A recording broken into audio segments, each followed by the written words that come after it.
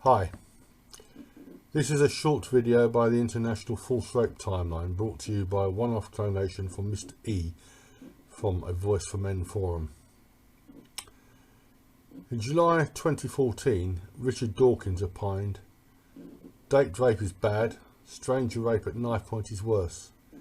If you think that's an endorsement of date rape, go away and learn how to think." We won't concern ourselves here with the question of date rape, like does it ever actually happen. Instead, we will concentrate on real unambiguous rape. According to the usual suspects, rape is just about the worst thing could ever happen to a woman, physically and even more so psychologically. Well, I beg to differ. And in this connection, I'm going to show you two short clips that ask you two rhetorical questions. The first is an excerpt from the conviction of Daniel Holtzclaw. If that name means nothing to you, he was the Oklahoma City police officer who was convicted of 18 sexual offences against women, including rape and oral rape. He received a total of 263 years in prison. The second is a very brief clip of Bethany Hamilton, who at the age of 13 had her left arm torn off by a shark. And though I hesitate to use the word lucky in that connection, she was lucky to survive. Here's the first clip. This is in the District Court of Oklahoma County, State of Oklahoma, the State of Oklahoma versus Daniel K. Holtzclaw, case number CF 2014-5869. Verdict, count 1, sexual battery. We, the jury, impaneled and sworn in the above entitled cause, do upon our oaths find as follows. Defendant is guilty of the crime of sexual battery and set punishment at 8 years. Count 2, procuring lewd exhibition. Not guilty of the crime of procuring lewd exhibition. Count 3, burglary in the first degree. Defendant is not guilty of the crime of burglary in the first degree, nor lesser included. Count 4, procuring lewd exhibition. Defendant is guilty of the crime of procuring lewd exhibition, and punishment is set at 5 years. Count 5, procuring lewd exhibition. Defendant is guilty of the crime of procuring lewd exhibition, and punishment is set at 5 years.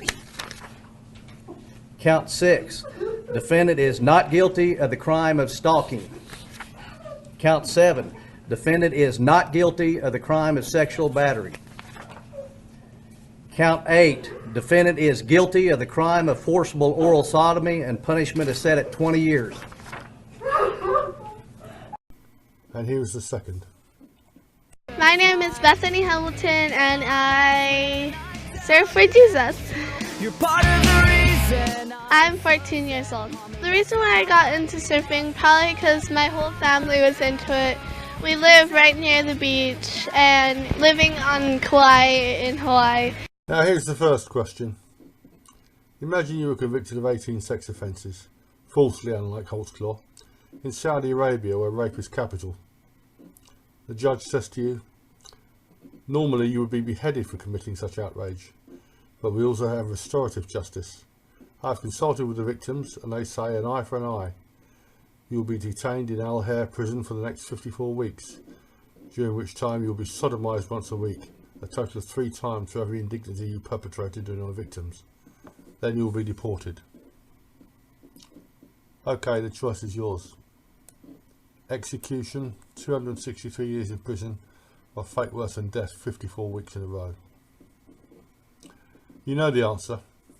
You also know the second question and the answer to that. Which fate would you rather suffer? Rape, including anal rape, or having your arm ripped off by a shark? Yes, rape is a horrible experience, both physically and psychologically. But that doesn't mean we should demonise it. It doesn't mean we should believe any and every accuser uncritically, however thin or non-existent the evidence. And it certainly doesn't mean we should erode due process in order to increase the supposedly scandalously low conviction rate. If you like this video, please consider making either a one-off donation or a regular one through Patreon.